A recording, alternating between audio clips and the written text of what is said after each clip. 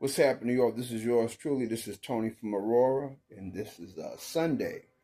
Today is September 8th. Yeah, it'll be documented, it'll be dated. Sometimes I don't even know the date sometimes. Time go by so fast.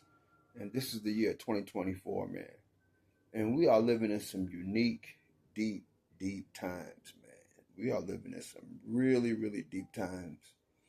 The name of this topic is called uh, White Folks in Colorado and the Gang Problem.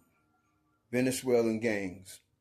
You know, man, all of a sudden, Aurora, Colorado was in the news. Uh, Colorado has always been its own thing. It's been its own best kept secret. They don't like to open up their little closet. Colorado has a deep closet. The cover of the book is one thing, the mountains, the outdoors and all that stuff. The nightlife is really nice, but inside the pages of the Book of Colorado, man, Colorado's a deep spot. It's a real deep spot, man, and a lot's going on. Colorado's kind of the pioneer of different kinds of insanity. Columbine, we had the Colorado fires, the Aurora shooting at the theater, the Dark Knight Rises, the Aurora shooting, man, that was deep, and it's been deep for years and years. There's always been a nigger problem. Black people, niggas have been redlined. There's always been a fear of us coming into the neighborhood, and sometimes white folks' fears are accurate. Sometimes some people in our race do bring down the house value because of our niggardly ways. We come there with that nigger shit. Not all black people do, but some black people within our culture, we got crazy ass niggas that white folks and other cultures talk predictions about us happen to be accurate. Because sometimes we always come through with the case in point. We always validate what other cultures say about us. So like I said on many of the podcasts, and I don't take up for our wrong, because we some jacked up people. But we're not the worry anymore, because we no longer have value. To be a nigga, if you're a black person, and if you didn't get yours before COVID, peace out. Good night. Your time is up. And if you're a nigga, you're really in bad shape, man, because niggas have really played out. Nobody really wants black people or niggas right now, because we're going through a cultural renovation, and the migrants are here, okay? And white folks now are the new niggas, okay? These new white people don't want to hear nothing about black problems. They don't want to hear about Negro problems. They don't care about Pookie. They don't care about Shawubu, Shanae, and Porcupine, and government cheese Wanda, all that shit. They don't care none of that shit no more. They worried about their own selves. Because white folks, man, especially like older white people, they got their children on fentanyl, aluminum foil, meth, other kind of drugs and shit. And they don't want to hear nothing about us. They don't want to hear nothing about us, man, because we've been talking that same shit for years and years and years. And we talking the same shit, and we ain't got no help. We ain't got no healing. Ain't got no money. And whatever we had, we lost it all or didn't get it. But there's nobody care about us no more. We don't have no more purpose. But don't forget, we came here, like I mentioned on other podcasts. This may be harsh, but I'm just giving you historical, cultural facts so people don't waste time.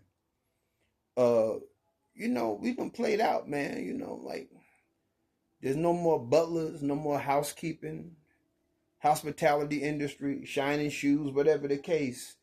We had to study our past, what kind of jobs we had. Working at the factory, working at the car lot. There's no more factories no more because we've been outsourced. They moved all those jobs overseas. So it left a lot of young niggers, and black people, riffraffs. You had to do other ways. You had to find other alternatives to make money. You had to find other ways to get that paper, Selling weed was a black dude's thing for a long time. Selling weed in the park, meet him at his house, whatever the case. You can go get your shit from him.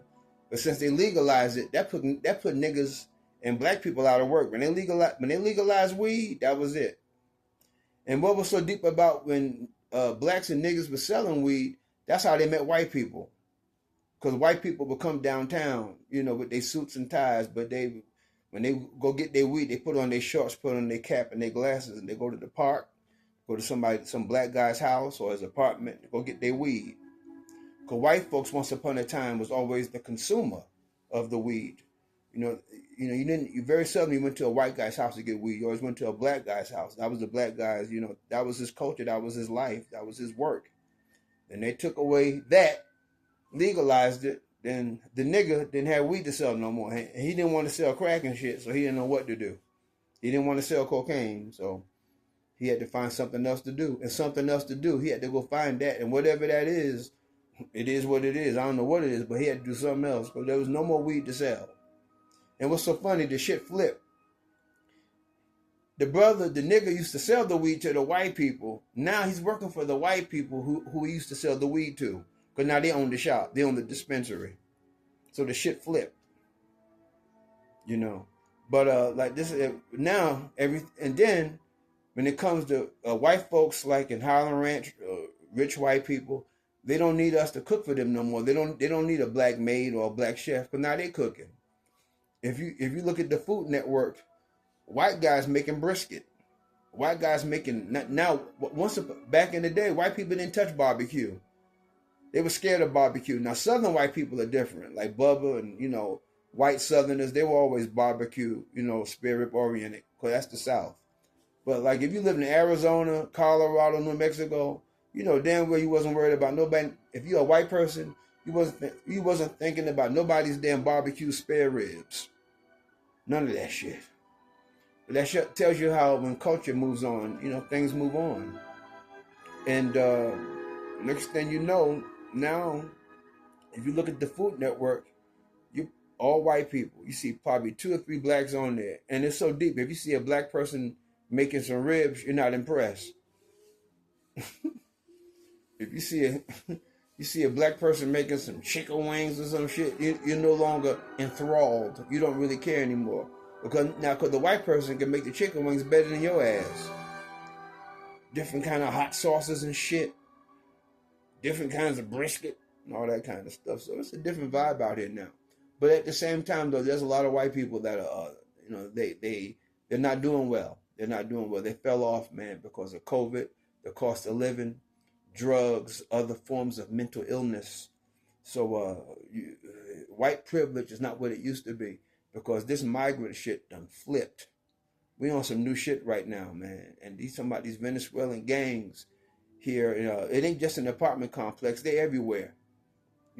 Donald Trump warned us, but we didn't want to heed the call because we were so busy being caught up in him being caught up with him being, they told us that he was a racist and all that kind of stuff, just to throw us off the fact that what's happening right now. These migrants, man, it's deep, man. Like I said, they worried about, once upon a time, they were worried about niggas. They ain't worried about us no more. Migrants have taken our place. So I'm just telling you, all you black people and niggas out there, we're being replaced, man. It's what I call elimination in blackness. And what's happening right now is artificial intelligence, androids, robots, and migrants. We no longer count. So I'm letting you know that. So you're going to have to find your worth. The question is, what's your value? What's your purpose, black people? Niggas too. Black people and niggas question, what's your value? What's your worth? What's your purpose?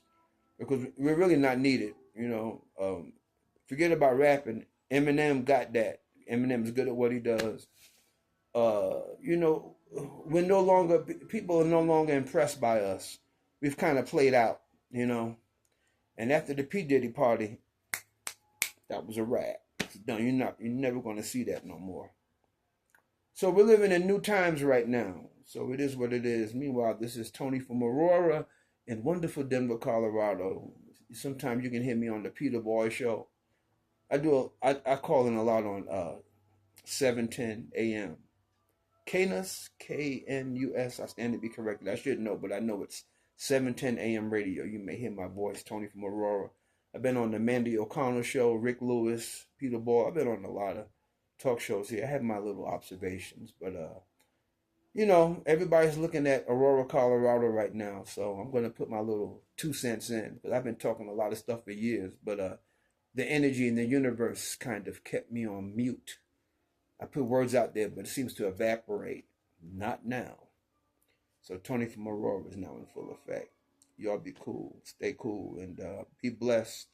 And hey, white folks, hang in there, man. Oh, matter of fact, I'll keep you informed about some special events I'm going to be doing.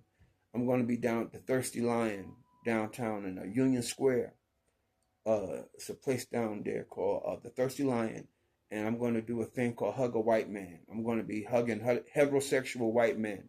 So if you are a heterosexual white man over 40 years old, you're tired of the bullshit, the pressures of life is on you, people getting on your last nerve. You're tired of people misunderstanding you. You're tired of being, you hold a lot in, you don't know how to get it out. Come down to the Thirsty Lion. I'll let you know the time and date. I'll be down there. Down Union Station, and I'm going to be hugging heterosexual white men. You cannot be gay, because gay guys, you got it right now. This is your world. Y'all got each other, but now heterosexual straight men need to be there for each other. So I'm going to have, and a lot of white men don't know how to really express themselves because they don't know how to, because they haven't been taught to. So instead of getting a gun, or getting a weapon, or going crazy, or becoming a sniper, come around me, let me give you a hug. Okay, so my hugs are healing. I'm a feel-good therapist, laugh specialist, all that kind of stuff. So my energy and my vibes will totally uplift your personal interior. This is Tony from Aurora. This is called, man, White People in Colorado, and the gang problem is deep. White people are going through a rude awakening. Their minds are blown, and Colorado has always been their heaven, and it's not fair to what's happening to these innocent people, because Megan is on that shit, Tyler is on that shit, Connor is on that shit. That damn fentanyl and aluminum foil ain't no joke. It ain't no joke, man. So it's doing some weird shit to people. It's totally eliminating nice, innocent people, and is eliminating human beings, getting rid of human beings, and preparing ourselves for artificial intelligence, androids, robots, and migrants. That's what's up. Tony from Aurora, y'all be cool, man, and subscribe, and I'm gonna try to get up to maybe 1,000 views right now, taking little baby steps. So let my words marinate. Tell a friend, build it up, and I believe in making sense out of the insanity. Y'all be cool.